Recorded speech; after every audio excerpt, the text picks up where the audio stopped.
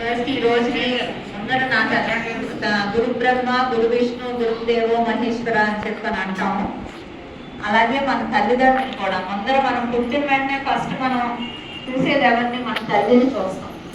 తల్లిని చూసిన తర్వాత తండ్రి, ఆ తర్వాత వేరే వాళ్ళందరినీ. కానీ మన జీవితంలో మనం పైకి రావాలి అని మన తల్లిదండ్రులు ఒక చెయ్యి మనకు అందిస్తే, ఆ తర్వాత మనం పైకి రావడానికి చెయ్యి అందించేది గురువు.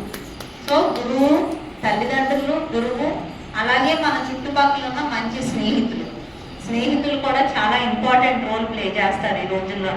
స్నేహితులు మంచోళ్ళు అయితే మనం కూడా వాళ్ళ మంచితనంతో మనం పైకి వస్తాం. అవునా కదా చెప్పండి? అవునా? ఒప్పుకోవా? ఒప్పుకోరా? ఎక్కడ సౌండ్ రావట్లేదు. ఏమి మీరు ఎవరు లేకుండా మాట్లాడుతున్నారు. అమ్మ చిన్న ప్రాక్టికల్ ఎగ్జాంపుల్ చెప్తా. ఈ రోజు మీ అందరు ఎదురుగుండా నేను ఇక్కడ ఉన్నానంటే కారణం ఎవరు? నా తల్లిదండ్రులు.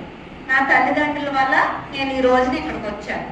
మీ ఎదురుగుండా మాట్లాడటానికి నా గురువు, నా తల్లిదండ్రులు వాళ్ళు ఇచ్చిన ప్రోత్సాహం, వాళ్ళు ఇచ్చిన సపోర్ట్ వల్ల నేను ఎంతో కొంత నాకంటూ ఒక నేను మీతో మాట్లాడేంత స్థాయికి వచ్చానంటే నా తల్లిదండ్రులు, నా గురువుల వల్ల. ఈ రోజు మీ తల్లిదండ్రులు ఉన్నారు కాబట్టే నేను ఎలా వచ్చాను, మీరు కూడా ఇక్కడ కథలు అన్ని భగవద్గీత గురించి అంతా తెలుసుకోవడానికి మీరు వచ్చారు. సో వాళ్ళు తెలియకుండా, మీకు తెలియకుండానే వాళ్ళు బోర్డుని సపోర్ట్ చేస్తారు. సో మనం ఎప్పుడు కూడా మన తల్లిదండ్రులకి వందనాలు ఎప్పుడు తెలుపుకోవాలి. సో ఒక్కసారి తల్లిదండ్రులందరికీ వందనాలు తెలుపుకోవడం, తప్పటితో వాళ్ళు వెనుపడేటట్టు మీరు ఒక చిన్న తల్లిదండ్రులు అని గురువు చెప్తేనే కదా మనకు తెలుస్తుంది. గురువు ఎంతసేపు తల్లిదండ్రులు అస్తమానం చెప్పారనుకోండి, మనకి బోర్ కొడుతుంది.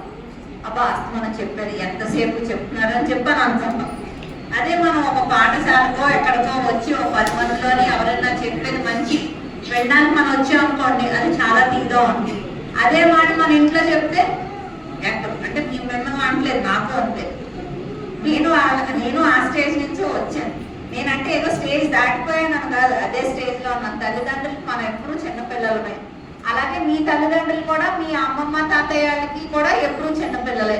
సో వాళ్ళు చెప్పినప్పుడు ఆ చెప్పారులే అని చెప్పి అనిపిస్తుంది. కానీ బయట ఎవరైనా చెప్తే చాలా తీగా అనిపిస్తుంది. ఏది ఎలా ఉన్నా సరే మన ఫస్ట్ మన తలకెక్కి మనకు అది బాగా ఆచరణలోకి తెచ్చుకోవడం అనేది చాలా ఇంపార్టెంట్.